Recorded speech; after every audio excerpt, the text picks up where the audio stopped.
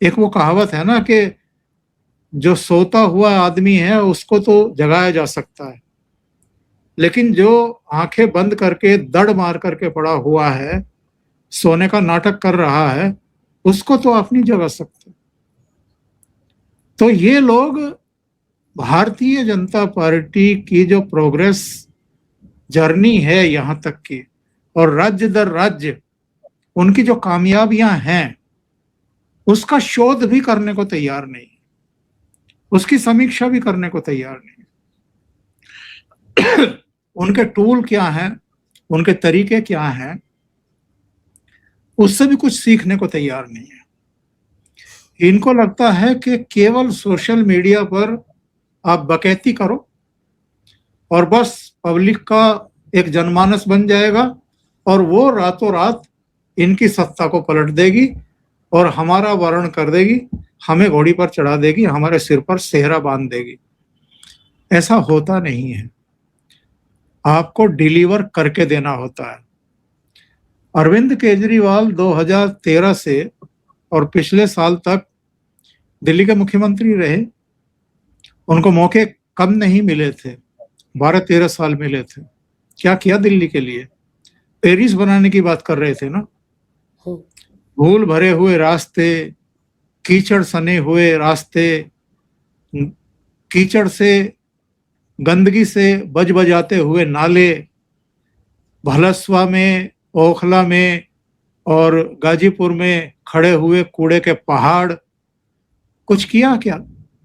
कुछ करके नहीं दिया, सिवाय बकैती के, सिवाय स्पेशल सेशन एक दिन का बुला करके मोदी और शाह को गालियां बकने के। उन्होंने कुछ करके नहीं दिया। पंजाब में भी आप देख लीजिए, अभी 5 साल पूरे हो जाएंगे ना जनवरी 2027 में इनकी सरकार को बने हुए। कुछ किया पंजाब के लिए? कहीं कोई बदलाव? नशा मुक्ति का नारा दिया था, नशा मुक्त पंजाब किया क्या? बेरोजगारी खत्म करने की बात की थी, हुई क्या? महिलाओं को हर महीने 1,000 रुपया आर्थिक मदद देने की बात थी, अभी 5वां साल चल रहा है, अभी तक तो वो चीज लागू हुई नहीं है। तो आप अगर डिलीवर नहीं करेंगे, और उधर देखिए बंगाल में क्या हुआ है, सरकार बनी, पहली और दूसरी कैबिनेट की बैठक में यह फैसला हो गया अंजू जी कि 1 जून से बंगाल में महिलाओं को 3-3 हजार रुपए की आर्थिक मदद दी जाएगी। यानी मई 9 में मुख्यमंत्री शपथ ले रहा है और 1 जून से 1 महीने से भी कम अवधि में महिलाओं को 3,000 रुपया महीना मिलना शुरू हो जाएगा। ये होती है डिलीवरी। और इस तरीके से लोगों का विश्वास किसी पर जमता है और किसी से टूटता है। तो बकैती करने से कुछ नहीं होता है। बिल्कुल सही कह रहे हैं आप सर। जमीन पर ये उतरते नहीं है, लोगों के साथ इनका कनेक्शन नहीं है। और बीजेपी किस तरह से पहले 2 सीटें लेकर आई बंगाल में, फिर 77 आई और अब सरकार बना ली, ये उनके ग्राफ से भी, उनकी रणनीति से भी कुछ समझने की कोशिश नहीं करते हैं। लेकिन सर, जिस तरह से अभिषेक बनर्जी के इर्द गिर्द शिकंजा कस रहा है, उनके घर पर पुलिस पहुंच गई थी, उनकी 43 अवैध संपत्तियों पर सवाल उठ रहा है, किसी भी वक्त उनके घर पर बुलडोजर चल सकता है। क्या ममता बनर्जी ये सब देख रही हैं, इसीलिए इंडी गठबंधन की बैठक बुलाने में उतावलापन दिखा रही हैं, प्रेशर डाल रही, ताकि किस तरीके से अपने भतीजे के साम्राज्य को बचाया जा सके? ये भी लगता है आपको? नगर निगम कोलकाता ने उनको 7 दिन का नोटिस दिया था, उनके घर को लेकर के, उनके घर के अवैध निर्माण को लेकर के। कोलकाता में क्या है कि जो आप घर बनाते हैं तो आपको चारों तरफ जगह छोड़नी होती है। अभिषेक बनर्जी के घर का वो उसने कवर किया हुआ है, तो वो अवैध है, तो उस अवैध हिस्से को तो गिराएगा वो कोलकाता नगर निगम। और मजेदार बात क्या है कि कोलकाता नगर निगम टीएमसी उसमें बहुमत है, फरहाद हकीम जो है इनके मेयर हैं, और वहाँ का जो प्रशासक है या आयुक्त जो भी है, उसने नोटिस भेजा है। तो उन्हीं का मेयर, उन्हीं की लोकल बॉडी में सरकार, नगर निगम में, और वो उन्हीं का बुलडोजर चलेगा अब अभिषेक बनर्जी के घर पर। अकेले अभिषेक बनर्जी का घर नहीं, बहुत सारे।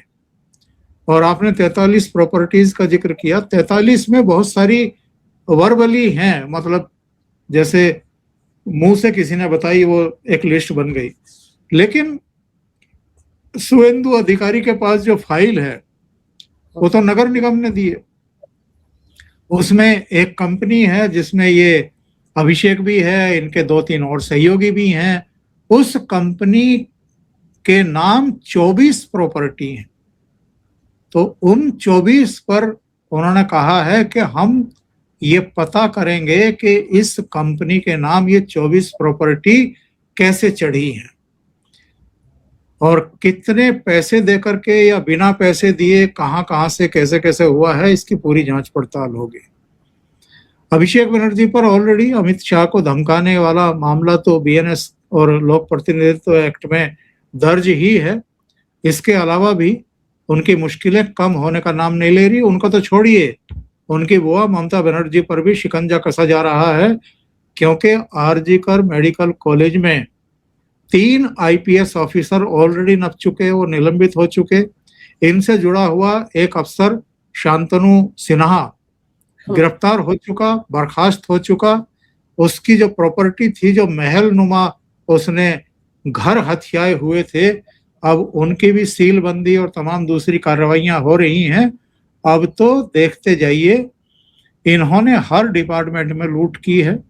इनसे जुड़े हुए हर नेता ने अपने घर ही नहीं भरे हैं, अगली 7 पुश्तों का इंतजाम किया है। और मुख्यमंत्री एक ऐसा व्यक्ति बन गया है जो पूरी तरीके से निडर होकर के तलवारें चला रहा है। अब देखिए उसकी जद में कौन कौन आता है और कब तक आता है। बिल्कुल सही कह रहे हैं आप सर। आने वाले दिन जो है वो टीएमसी के नेताओं के लिए, अभिषेक बनर्जी के लिए, ममता बनर्जी के लिए बेहद खतरनाक होने वाले हैं। और आप सही कह रहे हैं, वो नंगी तलवार लेकर घूम रहे शुभेंदु अधिकारी। पता नहीं कौन कौन उसकी जद में आता है और कितने और प्रोपेगेंडे, कितनी और भ्रष्टाचार के मामले इनके खुलते हैं, क्योंकि जितने भी विभाग है उनकी भी जांच पड़ताल के आदेश दिए हैं कि वहां किस तरह का करप्शन हुआ है।